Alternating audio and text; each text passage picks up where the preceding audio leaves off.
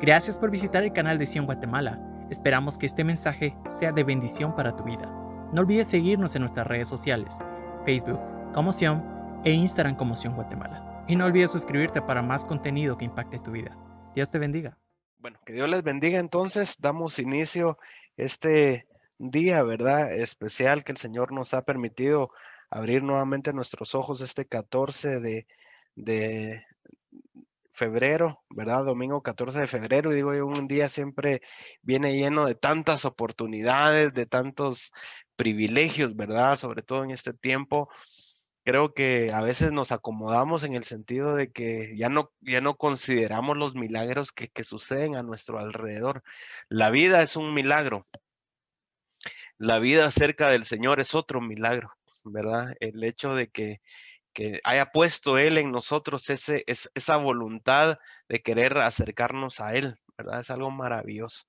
Así que ya oramos y pues quisiéramos continuar, ¿verdad? Con la serie que abrimos específicamente el, el domingo pasado, aunque el domingo pasado pues solo abordamos un prólogo, ¿verdad? Es decir, una introducción de la serie, de qué trata un poco. Es más o menos, hablábamos como cuando usted se pone a leer un libro, lo primero que aparece en el libro es el prólogo, es una presentación del libro, ¿verdad? O quizá va a haber alguna película y va a haber los cortos, o como dicen en inglés, el trailer, y entonces se ponen ahí en un video de algunos 2, 3 minutos a ver de qué trata. Y un poco de eso platicamos el domingo pasado, y hoy ya es adentrarnos al primer, bueno, ya en este caso al segundo tema de la serie. Como ven, aquí aparece tema 2 de 12 porque vamos a tener 12 temas en esta serie,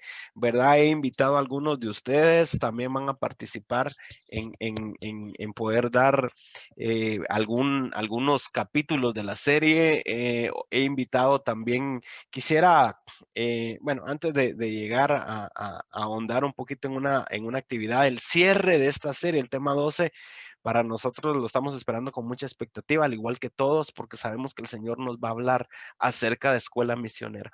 Es evidente que hay una pregunta que surge en pleno siglo XXI, en plena pandemia, cuando evidentemente los edificios eclesiásticos todos, algunos abrieron, otros no. Los que abrieron están con protocolos en donde no se pueden conectar todas las personas, ¿verdad? Entonces, la pregunta que surge es ¿cómo estaremos viviendo nuestro cristianismo? Y creo que esta es una pregunta personal, ¿verdad? No para que juzguemos a los que están a nuestro alrededor, sino creo que la pregunta es para mí. Cada quien debiera de hacerse esa pregunta. ¿Y yo cómo estoy viviendo el cristianismo?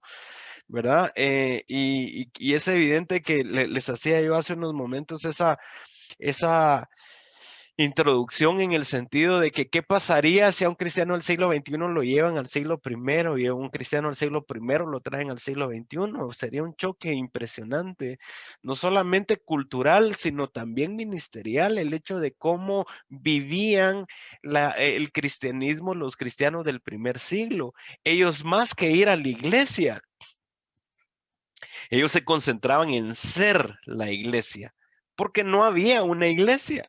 Ahora, el tema es que en pleno siglo XXI, el cristiano, muchos podríamos hacer una encuesta en el 100% de la cristiandad, y estoy seguro que si les preguntaríamos, mira, mencionanos 3 cosas que cuenten cómo estás viviendo tú el cristianismo. Estoy casi seguro que una de las primeras cosas que el cristiano podría poner del siglo XXI es, voy a la iglesia, ¿verdad? Y no que esté mal, ir a la iglesia es muy bueno, pero es mejor ser la iglesia, ¿verdad? Porque a la iglesia, pues ir a la iglesia no es digamos, un logro extraordinario, porque a la iglesia va gente que, qué sé yo, o sea, que quizá no son cristianos. Es decir, que un requisito para ir a la iglesia no se necesita, pues, el ser cristiano. Cualquiera puede ir a una iglesia, ¿verdad? Entonces, el tema Y un poco de eso se trata esta escuela misionera, ¿verdad? Que nos enseñe más o menos a cómo está viviendo aquí, como se ve aquí en esta imagen, ¿verdad? La iglesia no es un edificio, aunque aquí están haciendo forma de un edificio, la iglesia es la gente. Nosotros somos la iglesia. No solamente cuando estamos en el edificio eclesiástico. Yo sigo siendo la iglesia cuando voy a mi trabajo. Yo sigo siendo la iglesia cuando estoy en mi casa. Sigo siendo la iglesia cuando voy por las tortillas. Sigo siendo la iglesia cuando estoy con mi esposa en el comedor platicando. Sigo siendo la iglesia cuando me pongo a jugar como papá de Esther con ella. Sigo siendo la iglesia, ¿verdad? Entonces, si el cristiano del siglo XXI viviéramos con esa verdad, soy la iglesia a donde quiera que voy, creo yo que viviríamos el cristianismo de una manera un poco distinta. Entonces, los temas de la serie, ¿verdad? Son estos, ¿verdad? Tal como les dije en el domingo pasado, apenas dimos un prólogo, ¿verdad? Una presentación de la serie. Hoy vamos a estar reflexionando acerca del mandato divino. El próximo domingo los esperamos a la misma hora por el mismo canal con el tema el mensaje y el modelo para la misión. Eh, el poder para la evangelización, vamos a cerrar febrero con este tema. Y si se dan cuenta, del 28 de febrero al 14 de febrero hay 15 días, es decir, que hay un domingo en medio, que es el domingo 7 de marzo. Ahí vamos a poner una pausa porque vamos a celebrar nuestra primera Santa Cena, ¿verdad? Seguimos orándole al Señor y también cuidándolos a ustedes para ver si estamos monitoreando también cómo van el tema del coronavirus, sobre todo aquí en la capital, y ver si es oportuno, si es propicio que lo podamos hacer presencial. Sería maravilloso, ¿verdad? Así que estén ahí pendientes de las noticias. Y luego retomamos el 14 de marzo con Agentes de Bendición. Jonás, la evolución de la misión, la primera, segunda y tercera misión de la iglesia cristiana, ¿verdad? Aquí con sus respectivas fechas, los medios para la misión, principios para la misión, y vamos a cerrar la serie con el testimonio de una, primero Dios, de una misionera guatemalteca que anduvo por Marruecos, ¿verdad? Entonces, ella va a estar con nosotros y miren, por favor, no se pierdan en la medida que puedan, ¿verdad? En la medida de su disponibilidad, no se pierdan pues los temas de la serie. El Señor nos está capacitando. El Señor nos capacita hoy porque tiene planes con nosotros mañana. Entonces es evidente que si el Señor nos está trayendo esta serie a nosotros, es porque algo quiere hacer Dios con nosotros. Nosotros somos esa instrumentalidad humana que Dios se basa para poder predicar su palabra, para poder llevar la misión, para poder llevar ese es el reino de Dios, ¿verdad? Vamos a hablar un poco de ello a lo largo de este mensaje. Entonces creo yo que sobre todo en este tiempo, lo hablábamos el domingo pasado, Isaías vivía en una generación tan necesitada del Señor y en el capítulo 6 de Isaías surge esa invitación divina. Hay una necesidad en nuestra generación. ¿Quién irá? ¿Quién de los hijos del Señor se apunta? Isaías levantó su mano y le dijo al Señor, Señor, heme aquí, envíame a mí. Dios está buscando gente que se ponga en la brecha.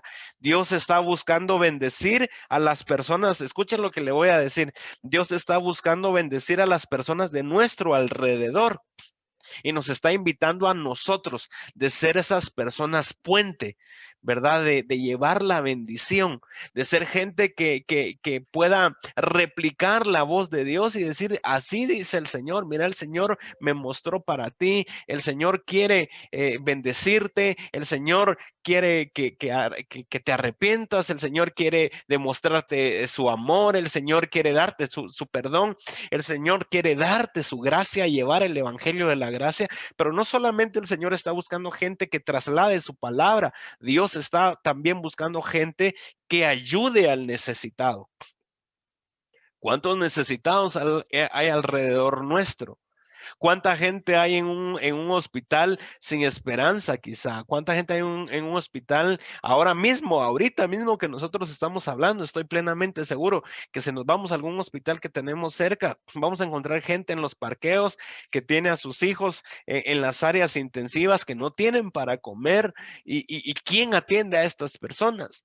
Alguien va a decir, no, fíjese que los domingos no se puede porque la iglesia está en sus reuniones.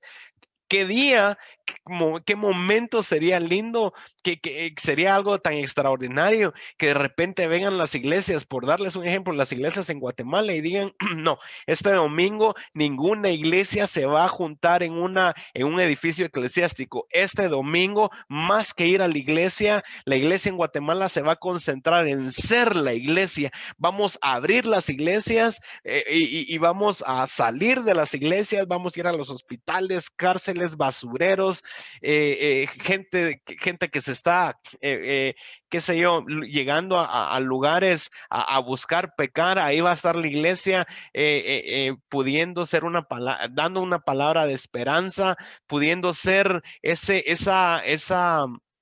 motor, ese ente que replique el evangelio de la gracia, que en Dios hay esperanza. Sería un impacto en nuestra comunidad tan tremendo. Y recuerdo que el tema pasado concluíamos con este pensamiento, ¿verdad? La historia y la experiencia enseñan que la iglesia que no propaga el evangelio se marchita y muere. No pensemos solamente en un edificio eclesiástico, aunque también aplica. Las iglesias que dice aquí la historia y la experiencia enseñan que la iglesia que no propaga el evangelio se marchita y muere, ¿verdad? Porque hay nuevas generaciones por alcanzar. La necesidad sigue siendo, la necesidad sigue estando presente. Yo escuchaba a un comentarista pues bastante sobresaliente de la comunidad cristiana en Guatemala y decía él y no solamente en Guatemala, en Latinoamérica, él decía, es impresionante, ellos estaban haciendo estadísticas y en algunos casos, en algunas comunidades eclesiásticas, estaban viendo una deserción de hasta el 50% de los creyentes de las iglesias. Es decir, que muchas iglesias se están vaciando. ¿Por qué razón?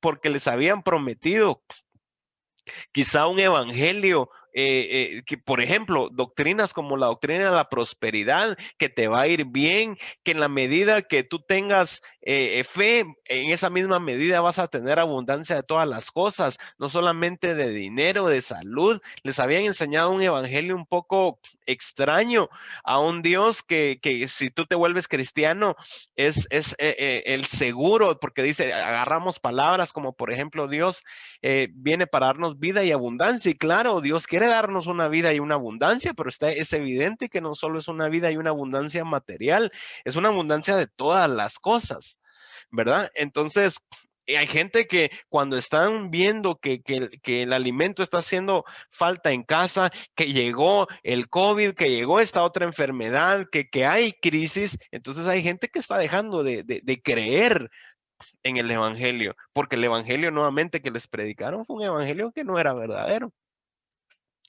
Entonces, dice, la historia y la experiencia enseñan que la iglesia que no propaga el evangelio se marchita y muere.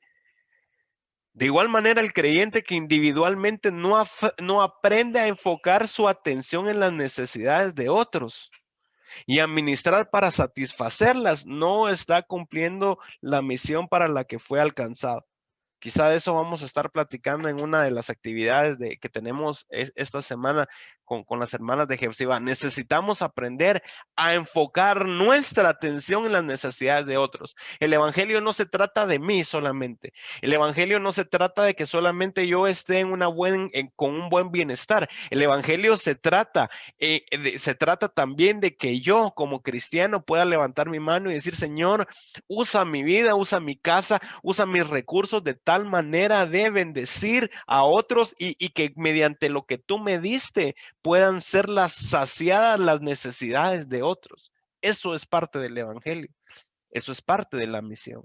Así que este es un tiempo de oportunidad para que muchos de nosotros que quizá no habíamos estado tan involucrados en la misión del cristiano podamos levantar nuestras manos y decir, Señor, yo de repente he sido un cristiano más de iglesia, de repente he estado concentrado un poco solo en mí. Señor, ayúdame, dame bendición, que el pan nuestro no falte en mi casa, pero no solamente el espiritual, sino también el material, y que nosotros nos convirtamos como en casas de distribución, tanto de pan espiritual como de pan material. Antes de darles a conocer un poquito más acerca del mandato divino, quisiera partir ya para terminar con esta introducción, Efesios capítulo 2, versículo 1 al 10, Reina Valera, dice el apóstol Pablo, del versículo 1 al 10, él comienza a enseñar de que somos salvos por gracia. Y quiero partir de acá porque es evidente que las obras son importantes en el cristiano. Pero es evidente que las obras vienen a ser consecuencia de algo, y ese algo es la gracia y la fe. Yo siempre he dicho que nosotros, y valiéndonos de textos como este, nosotros somos salvos por gracia. Dios nos ha dado gracia y yo he dado fe a esa gracia. Y eso amarra la salvación en el cristiano. Dice Pablo, porque por gracia sois salvos por medio de la fe. Y eso no de vosotros, pues es don de Dios. Es decir, esa gracia como don de Dios, ¿verdad? Y entonces dice el versículo 9, no por obras para que nadie se gloríe. El 10, porque somos hechura suya, creados en Cristo Jesús para buenas obras, las cuales Dios preparó de antemano para que anduviésemos en ellas. Es decir, que aquí Pablo, dentro de toda la temática que él está hablando de salvos por gracia, él da por lo menos a conocer tres grandes cosas. Bueno, desde el versículo 1, él habla que nos dio vida a nosotros cuando estábamos muertos en nuestros delitos y pecados. En el versículo 4 ustedes ven que dice, Dios es rico en misericordia y por su gran amor con que nos amó, aún estando muertos en nuestros pecados, nos dio vida juntamente con Cristo. Entonces dice ahí, por gracia sois salvos, bendita gracia, ¿verdad? Entonces, somos salvos por gracia, nosotros le hacemos fe a esa obra redentora del Señor, y luego ya comienza el apóstol Pablo un poco a involucrar que nosotros, parte del que es salvo, parte de la responsabilidad de ese que es salvo, es que nosotros fuimos creados en Cristo Jesús, no solamente para ser salvos, sino fuimos creados también para buenas obras, las cuales Dios preparó de antemano. Es decir, que Dios alrededor de nosotros, Dios ya preparó las obras que nosotros debemos de realizar. Lo que sucede es que muchas veces hemos cerrado los ojos ante la necesidad que está alrededor nuestro, ¿verdad? Y nos hemos circunscrito a cuidar solamente la salvación. Gloria a Dios, debemos de cuidar nuestra salvación, pero también debemos de abrir los ojos. Yo recuerdo que hace algunos años, cuando el Señor comenzó a hablar mucho de esto a mi vida, yo le decía, Señor, abre los ojos. Abre los ojos de mi familia, de mi esposa, de mi hija, de mi vida, de tal manera que podamos percibir por el Espíritu Santo quién es un necesitado y a quién tú quieres que bendigamos, ¿verdad? Y a partir de ahí el Señor nos ha ido mostrando necesidades en familias, personas, de tal manera que podamos bendecir. De eso se trata también este movimiento, Sion, ¿verdad? Que nos podamos dar para bendecir a muchos. Entonces, ya para terminar con esta parte, quisiera solo resumir esto. Somos salvos por fe, amén. Pero la fe, según Santiago 2:26, dice, porque como el cuerpo sin espíritu está muerto, dice, así también la fe sin obras está muerta. Otra vez, somos salvos por fe, pero la fe debe de dar a luz buenas obras. Y según de Corintios 5:10, dice la palabra que es necesario que todos comparezcamos delante del tribunal de Cristo, ¿verdad? Para que cada quien reciba la recompensa de lo que hayamos hecho, sea bueno o malo. Es decir, por nuestras obras recibiremos recompensa. Entonces, nuevamente, somos salvos por fe, amén, pero la fe debe de dar a luz buenas obras y por nuestras obras nosotros vamos a recibir recompensa. Así que al final del día, creo que a la iglesia sin el creo. A la iglesia le conviene abundar en buenas obras. Nos conviene. Ok, entonces quisiera ya concentrarme en los minutos que me restan en poder dilucidar, platicar, profundizar un poquito acerca del mandato divino, las obras de la iglesia. Y usted ve por ahí a gente necesitada, ¿verdad? Alguien visitando a alguien en una cárcel, dándole ropa a un necesitado, compartiendo pan con el hambriento, dándole de beber al sediento, visitando al enfermo. Y estoy seguro que muchos ya tienen algún texto en su mente que habla al respecto de. Creo que iba a hablar, hermano Rodolfo. Ahí está. Bueno, primeramente se me ocurrió de que la diferencia entre pasivo y activo, ¿verdad? Bíblicamente, creo yo que una de las cosas que me llama más la atención de Sion es el propósito de ser una iglesia activa. Pasivo es un oidor y muchas veces olvidadizo. Activo es hacedor de la palabra, poder llegar, como decís vos, salir a las calles, hospitales, parques, cárceles y todos los lugares donde podamos llegar para no solo llevar una palabra de alivio, sino también poder contribuir con alguna carga que pudiera tener la persona, el amigo o el hermano. Sí, Amén. muchas gracias, papi. Sí, creo que es muy importante eso. Creo que a través de lo que el Señor nos está permitiendo hacer, vamos a tener mucho activismo cristiano. De hecho, yo les adelanto, parte de Sion es que no nos vamos a reunir todos los domingos. Inclusive cuando ya tengamos lugar para podernos reunir, ahí estamos trabajando con el equipo de misiones, ¿verdad? La idea es que todos podamos por lo menos reunirnos 2 veces. Ese es un ejemplo, ¿verdad? Ya cuando lleguemos a ese escenario, reunirnos 2 domingos al mes en un edificio, pero salir 2 domingos al mes a poder llevar eso que sucede adentro de la iglesia, llevarlo afuera. Primero, ¿verdad? Primero Dios, vamos a estar trabajando en ello. Entonces, bueno, adentrémonos entonces con el mandato divino, las obras de la iglesia. Y pues quiero rapidito, solamente quiero tocar 3 puntos, ¿verdad? La importancia de las obras de la iglesia, las misiones dadas por Jesús en los evangelios. Y segundo, las obras y el juicio de las naciones, ¿verdad? Esos son los tres subtemas, digamos, que vamos a estar platicando.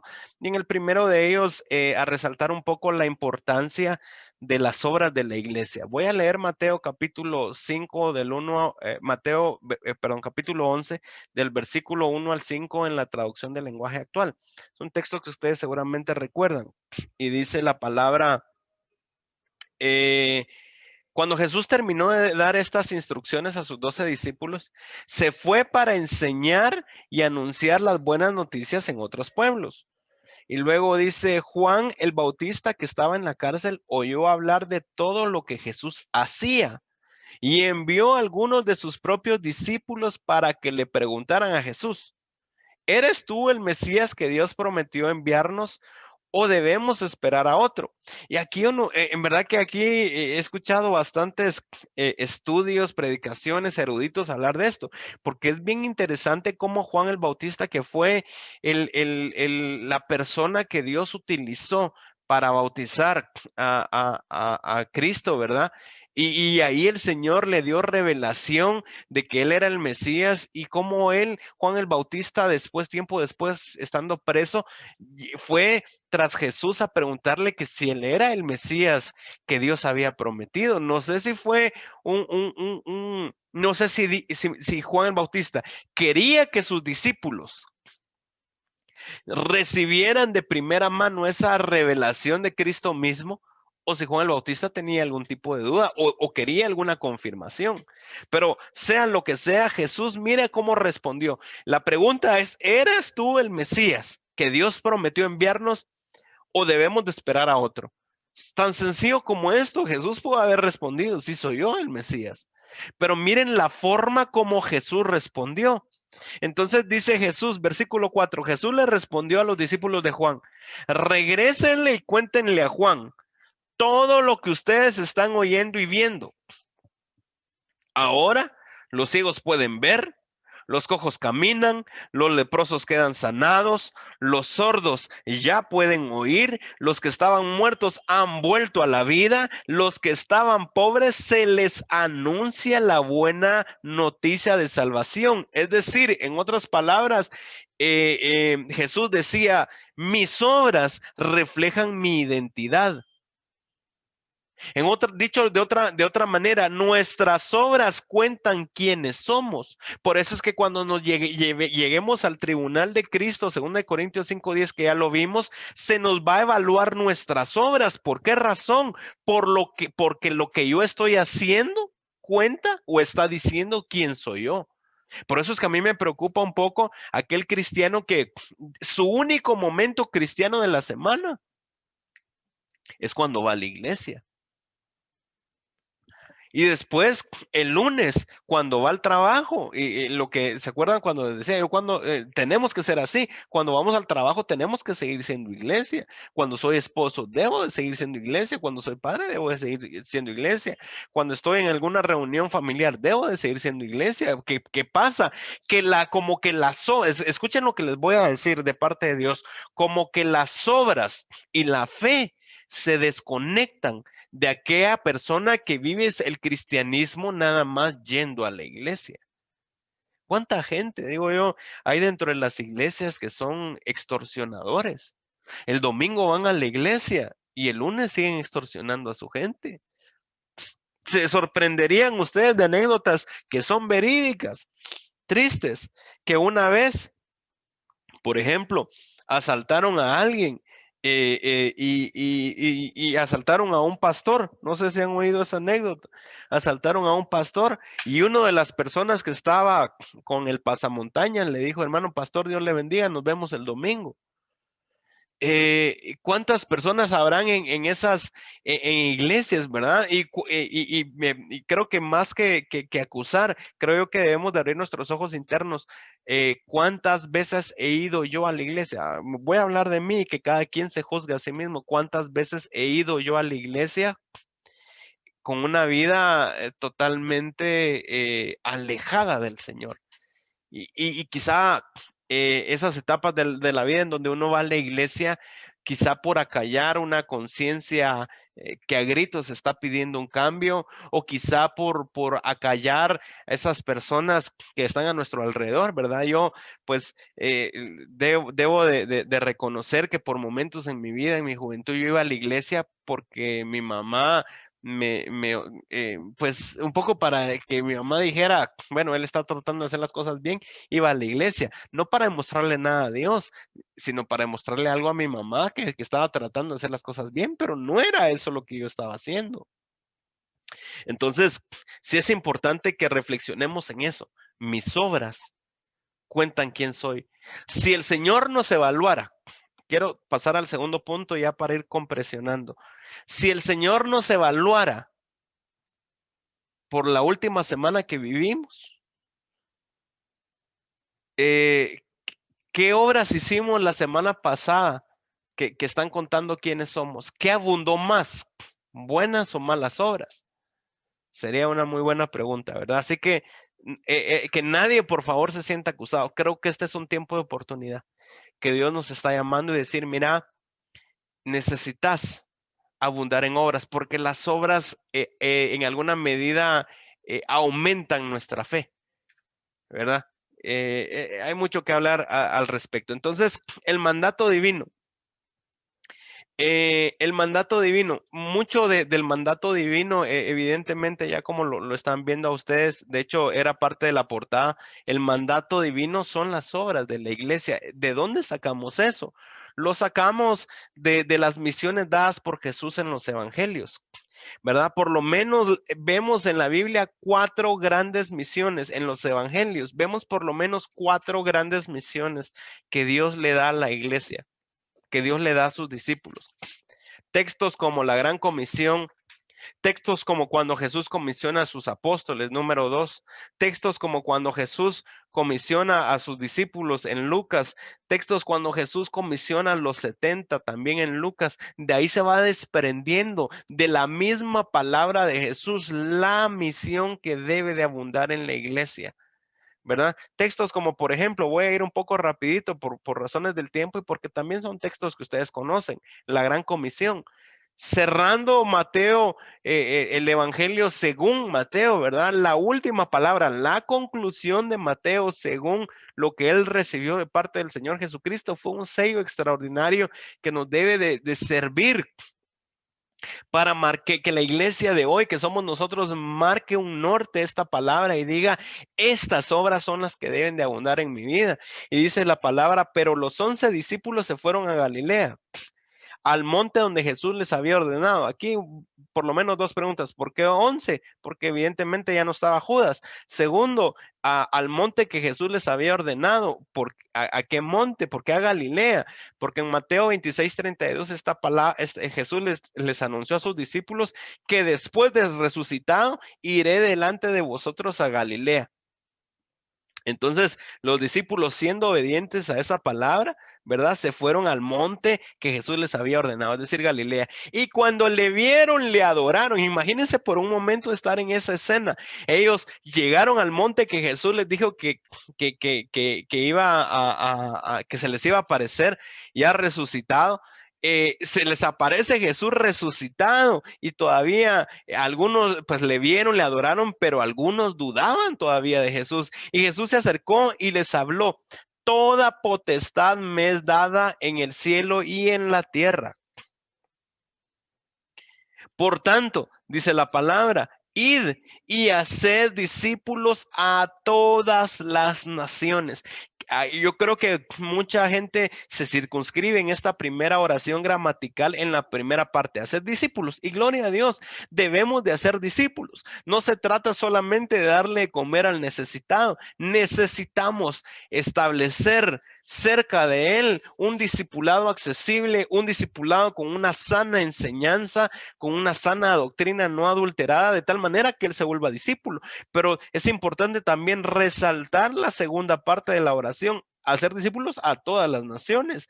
Esto tiene correspondencia con Hechos 1:8, la operación misionera, que había que ser. Hechos 1:8 dice, deben de ser, van a recibir poder cuando venga el Espíritu Santo sobre ustedes, van a ser testigos de Cristo en Jerusalén, Judea, Samaria, hasta el resto del mundo, ¿verdad? A todas las naciones. Esto ya un poco como complementa la misión, porque en Mateo 10:5-6, en misiones previas, Jesús les había dicho a sus discípulos que fueran solo a los judíos. Pero a través de este tipo de textos, la misión tendría alcances mundiales, ¿verdad? Así que debemos de salir. Yo creo que, y se van a ir dando cuenta que en todos los mandatos, la palabra, aquí se las voy a ir poniendo en celeste. Una de las grandes palabras es id, salgan. La comisión es, deben de salir, no se deben de acomodar. Es impresionante cómo la iglesia de hoy, como que parte de la misión. Hay un texto que Hebreos 10, que habla, Hebreos 10:24 o más el 25, son esos textos que la iglesia y sobre todo los pastores andan replicando mucho a los creyentes. ¿Qué dice Hebreos 10:25? No dejando de congregarnos como algunos tienen por costumbre. Y entonces vuelven este no dejando de congregarnos como algunos tienen como costumbre, como la misión fundamental de la iglesia de hoy. La misión fundamental de la iglesia de hoy, entre comillas, según muchos pastores, es que la iglesia se debe de congregar. Y congregarse, y deben de congregarse lunes, martes, miércoles, jueves, viernes, sábado, domingo, y la otra semana también todos los días de la semana. Y la pregunta es, ¿cuándo sale el evangelio de esa iglesia? ¿Cuándo se atiende al necesitado? ¿verdad? Entonces creo que la misión, según Jesús, es salgan, porque Hebreos 10:25, hermano, ¿y usted no cree en congregarse? Claro que creo en congregarme, pero tan solo un versículo antes del 25 dice, considerémonos unos a otros para estimularnos al amor y a las buenas obras. Y las buenas obras no solamente se suceden dentro de una congregación, las buenas obras deben de alcanzar a nuestros vecinos, a nuestra familia, ¿verdad? Entonces, id, hacer discípulos a todas las naciones, bautizándolos en el nombre del Padre, del Hijo, del Espíritu Santo, la Trinidad, enseñándoles que guarden todas las cosas que os he mandado. Y aquí yo estoy con vosotros todos los días hasta el mundo. Amén. Veamos otra misión dentro de los evangelios. Marcos 16, 14, 18. Jesús comisiona a sus apóstoles. Esta es la gran comisión, pero ya no según lo que Mateo recibió del Señor, sino lo que Marcos recibió. Finalmente se apareció a los 11 mismos. Si se dan cuenta, es bastante similar el texto. Solo un paréntesis, voy a abrir un paréntesis. Alguien dirá, hermano, ¿por qué están estas historias como paralelas? La misma historia contada como por distintos testigos. Ahorita estamos viendo la misma historia contada por dos testigos distintos. Y hay algunos hechos, algunas personas que usan esto para hablar acerca de que las escrituras, hay fabilidad en las escrituras, es decir, hay algunos errores porque no es la misma historia, pero es evidente, la Biblia es infalible, primero. Segundo, es evidente que, les voy a poner un ejemplo, yo los voy a invitar es un ejemplo, ¿verdad? No vayan a venir, no, aunque los que quieran venir están invitados, pero digamos que ya todos los que están acá les digo, están invitados a cenar hoy a mi casa. ¿Ah? Entonces vienen, y voy a poner de ejemplo a dos personas. Viene Miguelito Coy y viene también, vamos a ver aquí en otro de los participantes, vamos a decir, y viene Sarita. Hermana Jamie está con nosotros, Dios le bendiga, hermana Jamie. Vamos a poner de ejemplo a hermana Jamie también. Entonces viene Jamie, viene Sarita, mi tía, y viene Miguelito, mi suegro.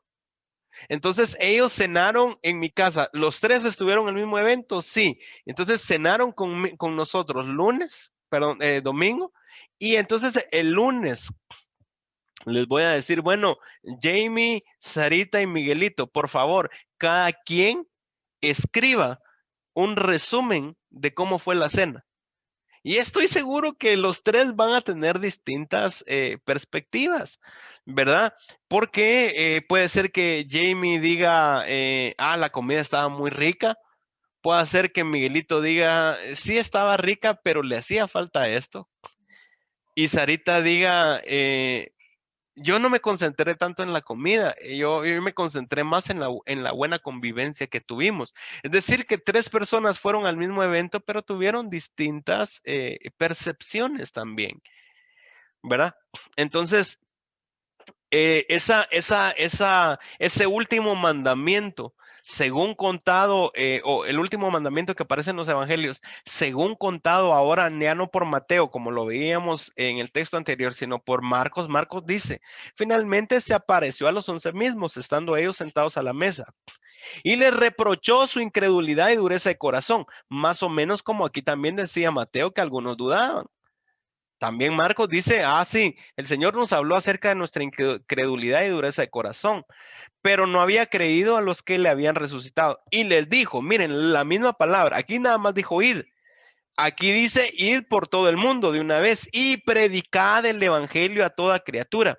El que creyere y fuera bautizado también lleva la parte del bautismo, la misma esencia, y el que creyere y fuera bautizado será salvo, mas al que no creyere serán condenados. Y aquí Marcos hace un agregado extraordinario.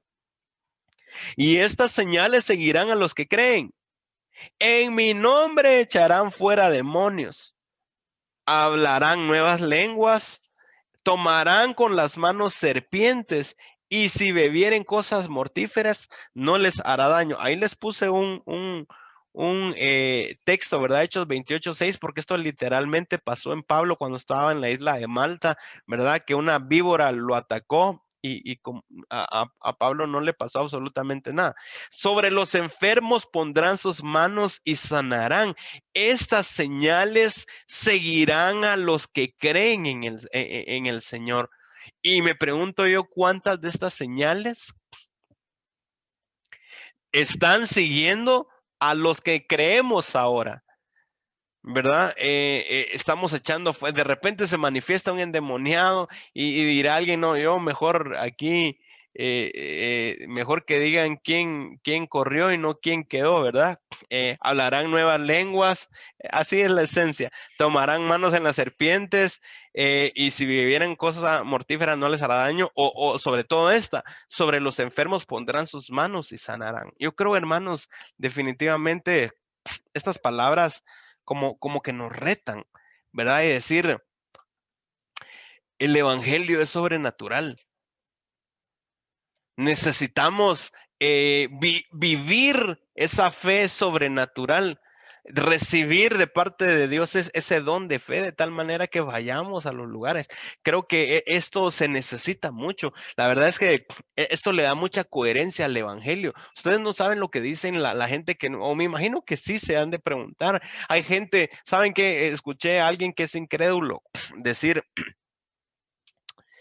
hablaban a mí no me gusta hablar mal de pastores, de siervos, pero hablaba un incrédulo acerca de un pastor que hace actividades de milagros, de sanidades, y decía, ¿y por qué este pastor no, por qué este pastor que hace eso, que tiene ese don, por qué no se va a meter a los hospitales a sanar a gente de COVID? ¿Verdad? Y son preguntas que se están haciendo fuera de la iglesia, ¿verdad? Y son preguntas que caen a nosotros y nosotros debemos de voltear a ver arriba y decirle al Señor, Señor, ¿qué está pasando? Y definitivamente necesitamos primero llenarnos del Espíritu Santo, llenarnos de fe, pero no solamente de esa fe que hemos hablado, que fe es solamente Hebreos 11:1, que dice que fe es la certeza de lo que se espera, la convicción de lo que no se ve, pero muchas veces limitamos la fe a cosas terrenas. Es decir, yo tengo fe de que Dios me pague la luz, que me saque de mi deuda. No, la fe nos lleva a la vida eterna. Pero la fe no solamente creer en Dios, la fe dice la palabra, si no estoy mal, Romanos 4:13 en la Nueva Traducción Viviente dice que por la fe Abraham vivió una relación correcta con Dios. Es decir, la Biblia nos habla de que nosotros somos, como somos hijos de Abraham, las obras de Abraham deberíamos de hacer, pero Abraham, hay gente que agarra solo este texto para decir, como Abraham diezmó, yo también tengo que diezmar. No, no solamente Abraham era un hombre de fe. Y nosotros debemos de ser hombres de fe, llenos de fe, hacer obras de fe, de tal manera que la fe en nosotros vaya creciendo. En la medida que yo me meto con el Señor, mi fe crece. En la medida que hago obras, mi fe crece y que nuestra fe vaya creciendo. Es cierto que nuestra fe comenzó como un grano de mostaza, pero no se quedó ahí. ¿Qué pasa con una semilla de mostaza? Es de esos árboles de los más grandes que hay, ¿verdad? Pero hay mucha gente que después de 25 años en el evangelio, su fe sigue siendo la misma, un grano de mostaza. Ahí hay un problema. Necesitamos entonces que la fe crezca, de tal manera que las señales nos comiencen a perseguir y ahí vamos a ir y de repente alguien está enfermo, pero puede ser por un demonio y en el nombre de Jesús, que el Señor nos use para liberar, ¿verdad? Que el Señor nos use para poner la mano sobre los enfermos y que muchos sanen y que a raíz de esas obras mucha gente se comience a volcar al Señor. ¿Por qué la iglesia del primer siglo crecía? Porque Pedro, a donde iba, imagínense, los apóstoles estaban tan llenos del Espíritu Santo que hasta la misma sombra si no estoy mal, de Pedro sanaba a las personas. Hay gente resucitada. Digo yo, algo está pasando en mí. Que quizá, me voy a poner un ejemplo, que quizá hay una diferencia extraordinaria entre Pedro, estoy hablando Pedro el apóstol y Josué Marroquín. ¿Cuál es la diferencia? ¿Será que creemos en un Dios distinto? No. ¿Será que el Espíritu Santo 21 siglos después cambió? No. El cambio está en la persona. Pedro vivía para el evangelio. Josué Marroquín quizá no. Me pongo yo de ejemplo, pero creo que todos nos tenemos que poner de ejemplo. Sigamos para ir terminando. Misión de los 12 discípulos, perdón. Miren esta misión. Otra vez, ¿cuál es el mandato divino? Este es el tema que estamos abordando. El mandato divino son las obras de la iglesia. ¿Qué obras vemos según Lucas 9:1-6? Esas obras que Jesús nos manda hacer. Cierto día Jesús reunió a sus 12 discípulos y les dio poder y autoridad, tal como el Espíritu Santo nos los ha dado a nosotros. Necesitamos meternos más con el Espíritu Santo, conocerle más de tal manera que sea Él en nosotros el que habilite, no solamente poder en el griego es capacidad, nuevas capacidades. Les dio poder y autoridad para expulsar a todos los demonios y sanar a todas las enfermedades. Luego los envió para que anunciaran acerca del reino de Dios y anunciaran a los enfermos. Es decir, que la obra que tenía que hacer la iglesia, los discípulos, es dos cosas: predicar el reino de Dios y que las señales se manifiesten. En este caso, sanar a los enfermos. Impresionante esto acerca del reino de Dios, ¿verdad? Mucho que decir acerca de esta predicación. De hecho, Marcos resume la predicación de Cristo de la siguiente manera. El tiempo, decía Marcos, que Cristo predicaba, el tiempo se ha cumplido y el reino de Dios está cerca. Convertíos y creed la buena nueva. Ahora, entonces, escuchaba yo a un gran erudito hablar acerca del reino de Dios, muy, muy interesante cómo él explicaba que el reino de Dios es la llegada de la salvación y el amor del Padre. Lo voy a decir nuevamente.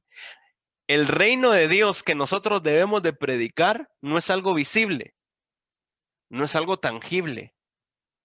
No es que cree en el Señor y te va a ir bien y vas a prosperar económicamente. No es el evangelio, el reino de Dios no es, si el reino de Dios está en tu casa, no te vas a enfermar. No, el reino de Dios es la llegada de la salvación y el amor del Padre.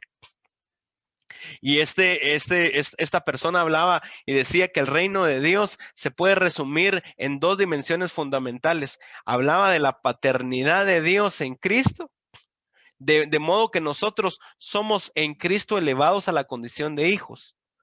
¿Verdad? Qué lindo esa. Otra vez hablo, la primera dimensión del reino, la llegada de la paternidad de Dios en Cristo. Y ya nosotros en Cristo recibimos la condición de hijos. Esa es la primera dimensión del reino. Pero por otro lado, decía, la segunda dimensión del reino es la liberación del pecado, del sufrimiento y de la muerte. Qué lindo. Que el Señor nos ayude a ser gente que transmita el reino de Dios y que los enfermos sean sanados. Les dio las siguientes instrucciones: no lleven nada para el viaje, ni bastón, ni bolsa de viaje, ni comida, ni dinero, ni siquiera una muda de ropa. Por todo lugar que vayan, quédense en la misma casa hasta salir de la ciudad. Y si en algún pueblo se niegan a recibirlos, sacúdanse el polvo de los pies al salir para mostrar que abandonan esas personas a su suerte. Entonces ellos comenzaron su recorrido por las aldeas para predicar la buena noticia y sanar a los enfermos. Me voy a la última misión que encontramos en los evangelios. Lucas 9, veíamos la misión de los 12. Lucas 10, un capítulo después, vemos la misión de los 70, ¿verdad? Y entonces Lucas 10, 1 y 9, Reina Valera, dice: después de estas cosas, designó el Señor también a otros 70. Solo aquí me llama la atención. Si se dan cuenta, voy a retroceder solo para resaltar esto. En la gran comisión, la primera era id, salgan. En la segunda palabra que veíamos es id por todo el mundo. En la tercera palabra, en la tercera misión, luego los envió, fueron enviados. En la tercera palabra también existe esta misión de salir. Después de estas cosas designó el Señor también a otros 70. A quienes envió de dos en dos delante de él a toda ciudad y lugar donde él había de ir. Y les decía: la mies a la verdad es mucha, mas los obreros son pocos. Por tanto, rogad al Señor de la mies que envíe obreros a su mies. Y el versículo 3 dice, id, salgan, vayan, he aquí, yo os envío como corderos en medio de lobos. No llevéis bolsa, ni alforja, ni calzado, y a nadie saludéis por el camino. En cualquier casa donde entréis, primeramente decid, pase a esta casa. Es decir, promotores de paz. En cualquier ciudad donde entréis y os reciban, comed y lo que os pongan delante, y sanad a los enfermos que en ella haya, y decirles, se ha acercado a vosotros el reino de Dios. Es decir, la salvación, es decir, Cristo en nuestras vidas. Quisiera terminar con esta última parte de esta reflexión.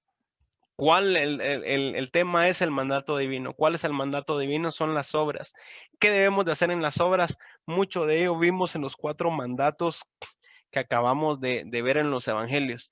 Les quiero decir 2 cosas. Primero es que después de esta plática vamos a enviar la presentación tal como lo están viendo al grupo de Sion Anuncios, de tal manera que puedan tener la presentación por si no pudieron tomar apuntes, y además también tal como lo estamos grabando, ¿verdad? Vamos a subir el video a YouTube, y por ahí estamos preparando también podcast, de tal manera que el audio también lo podamos transmitir en algunas redes sociales. Quisiera ir con la última parte que dice las obras y el juicio de las naciones.